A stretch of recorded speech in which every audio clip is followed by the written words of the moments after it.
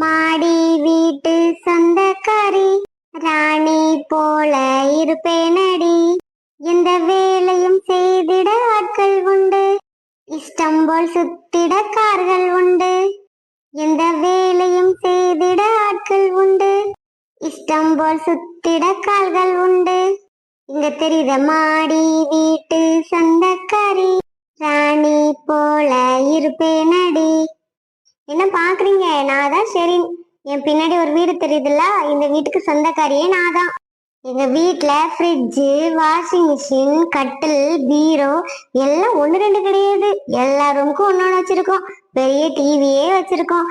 Car 4 பக்கமும் 4 door open பண்ணாலும் ஒரு ஒரு கார்ல ஏறி போலாம், அந்த மாதிரி வச்சிருக்கோம். அவ்வளோ பெரிய பணக்காரியாக்கும் நானு.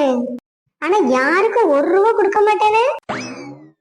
எங்க வீட்டுல ஒருத்தி வேலை பார்க்கா, எஸ்தர்னு.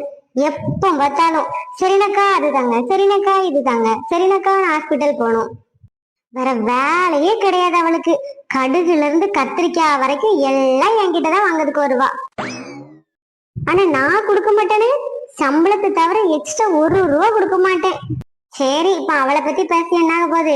எனக்கு ஈவினிங் ஒரு கல்யாணம் எங்க ஊர்ல. என்னைய சீஃப் கெஸ்டா கூப்பிட்டுருக்காங்க. நான் போக போறேன். ரெடி ஆகணும்ப்பா. வெளியிலேயே நின்று என் மேக்கப் எல்லாம் கலைஞ்சு போச்சு. உள்ளதே லைட்டா டச் அப் பண்ண போறேன்.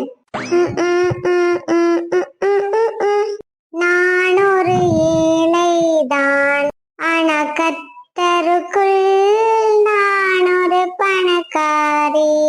என்ன அப்படி பாக்குறீங்க? நான் தான் எஸ்தர். நான் ஒரு ஏழைதான், என் வீட்டுல ஒண்ணுமே இல்லதான், ஆனாலும் நான் சந்தோஷமா இருக்கேன். எங்க ஊர்ல பணக்காரங்க ஒருத்தங்க இருக்காங்க, ஷெரினக்கான்னு. அவங்க வீட்டுலதான் நான் வேலைக்காரியா வேலை பாக்குறேன். ரொம்ப சந்தோஷமா வேலை பார்ப்பேன் தெரியுமா? ரொம்ப நல்லாவும் வேலை பார்ப்பேன்.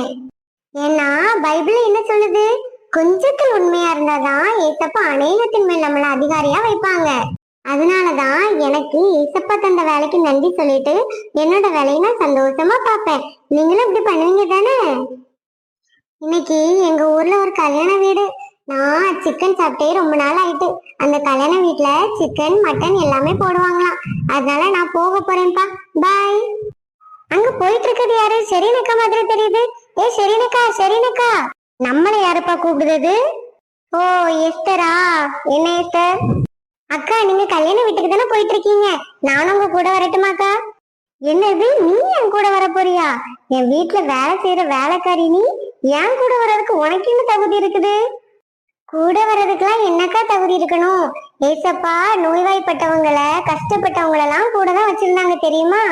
இந்த பேரு இப்படி பேசுறவளெல்லாம் வச்சுக்கிடாது சரியா? ஏசப்பா வச்சிருந்தாருன்னா அதுக்கு நானும் உன்னைய கூட கூட்டிட்டு போகணுமா? உன்னைய கூட்டிட்டு போனா எனக்கு இருக்கிற இமேஜ் டேமேஜ் ஆயிடும் தெரியுமா?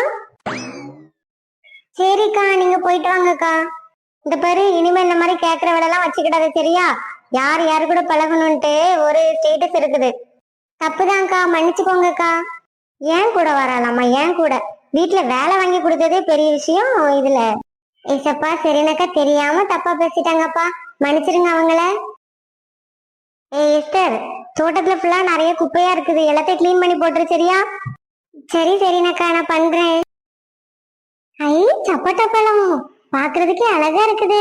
எனக்கு தெரிஞ்சு பழுத்த பழமா தான் இருக்கும். சரி சரினக்காட்ட கேட்டு இந்த ஒரே ஒரு சப்போட்டா பழத்தை நம்ம சாப்பிடலாம். சரினக்கா, ஒரே ஒரு சப்போட்டா பழம் கீழே இருந்துச்சுக்கா, நான் எடுத்து சாப்பிட்டுக்கிட்டேமா? என்னது, சப்போட்டா பழமா?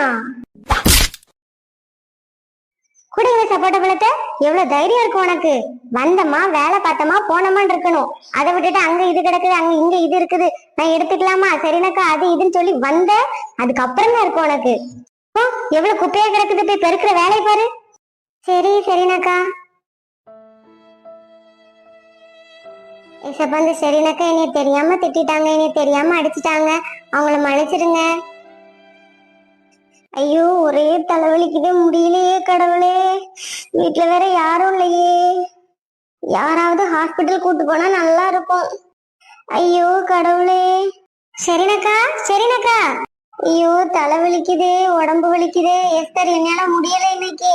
ஐயோ சரினக்கா, உங்களுக்கு உடம்பு சரியில்லையா?